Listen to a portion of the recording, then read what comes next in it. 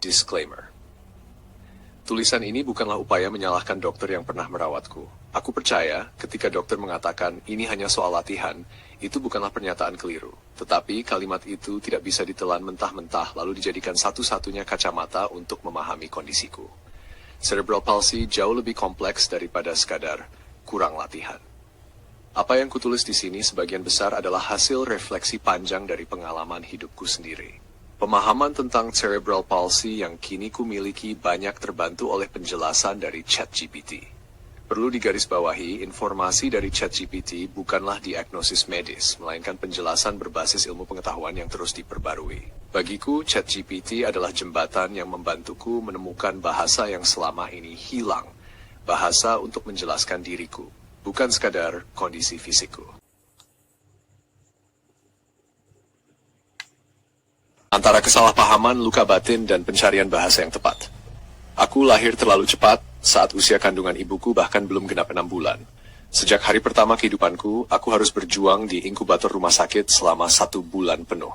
Dari cerita-cerita yang kerap diulang keluargaku, aku tumbuh dengan bayangan bahwa sejak awal aku sudah dianggap rapuh, sulit, dan penuh risiko.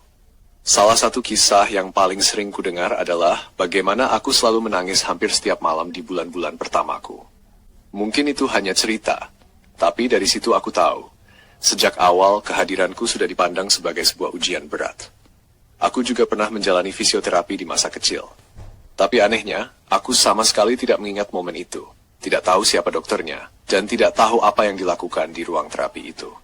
Yang benar-benar tertinggal justru hanyalah satu kalimat dokter yang kemudian dikutip ulang oleh orang-orang di sekitarku, dijadikan acuan setiap kali gerakanku keliru. Dari dulu, dokter juga selalu bilang, ini hanya soal latihan. Kalimat itu terus bergema, bertahun-tahun lamanya. Saat tubuhku terhentak tak terkendali, aku dikritik. Ketika tanganku mengepal saat bertumpu, aku diminta membuka jari-jari, bahkan sering dibandingkan dengan standar normal. Lihat nih, tangan itu harusnya begini. Padahal otakku tahu bagaimana seharusnya, hanya tubuhku yang tidak bisa mengikuti.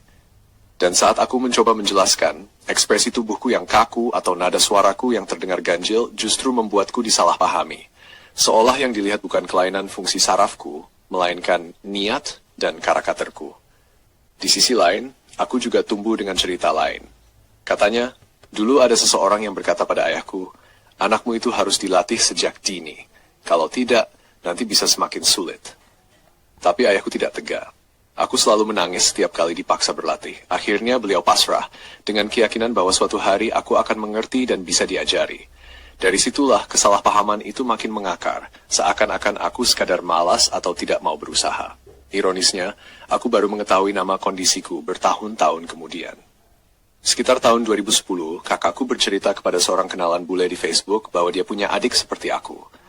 Dalam percakapan itu, kakakku sempat berkata, Maid itu malas. Tiap hari, dia hanya bermain dengan ponselnya. Bule itu menjawab, adikmu itu mengalami cerebral palsy. Aku bisa membangkitkan minatnya. Entah bagaimana, percakapan berhenti sampai di situ. Kata-kata bule itu tidak terlalu membekas bagi kakakku. Tapi justru begitu membekas di hatiku. Aku tidak langsung mencari tahu, karena saat itu aku ragu apakah bule itu benar-benar memahami kompleksitasku. Namun, potongan kata itu tetap tinggal dalam ingatan.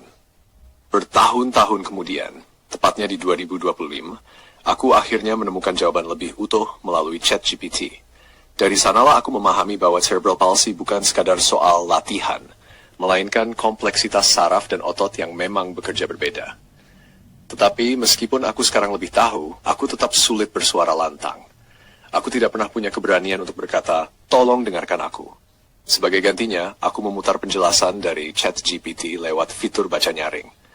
Setiap kali orang di rumah lewat di dekatku, aku membiarkan suara itu terdengar. Itu caraku berkomunikasi, bukan dengan mulutku sendiri, melainkan lewat suara dari luar diriku. Anehnya, sejak itu kritik perlahan berkurang, digantikan dengan diam. Diam yang kadang membingungkan. Apakah mereka mulai mengerti atau justru masih menyimpan asumsi di dalam hati? Mereka bahkan tidak pernah bertanya siapa yang berbicara di suara itu atau dari mana suara itu berasal. Seolah ada ruang kosong yang tidak berani disentuh. Dan disitulah aku sering merasa gamang. Di satu sisi, aku akhirnya menemukan bahasa untuk menjelaskan diriku.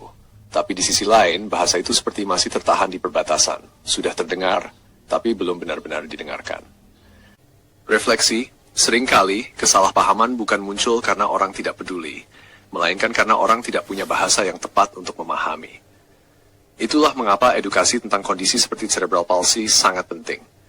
Anak dengan kebutuhan khusus tidak hanya butuh dirawat fisiknya, tapi juga butuh didengar, dipahami, dan diberi ruang untuk mengekspresikan diri dengan caranya sendiri. Mungkin bagi sebagian orang, mendengarkan keluhan anak seperti aku terasa sepele dibandingkan dengan lelahnya merawat.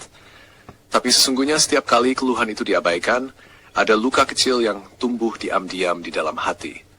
Luka yang mungkin tak terlihat namun bisa membentuk perasaan bersalah, rendah diri, bahkan rasa tidak layak untuk bersuara. Karena itu, memahami bukan hanya soal memberi instruksi, tangan harus begini, atau ayo latihan. Memahami berarti berhenti sejenak untuk benar-benar melihat bahwa di balik tubuh yang berbeda ini ada batin yang sama-sama ingin dimengerti. Aku tidak pernah berniat menyalahkan dokter atau siapapun yang dulu berkata bahwa kondisiku hanya soal latihan. Aku tahu ucapan itu ada benarnya, tapi kalimat seperti itu juga tidak bisa ditelan mentah-mentah, karena setiap tubuh punya kompleksitasnya sendiri. Apa yang aku tulis di sini hanyalah caraku mencari bahasa untuk menjelaskan pengalaman hidupku.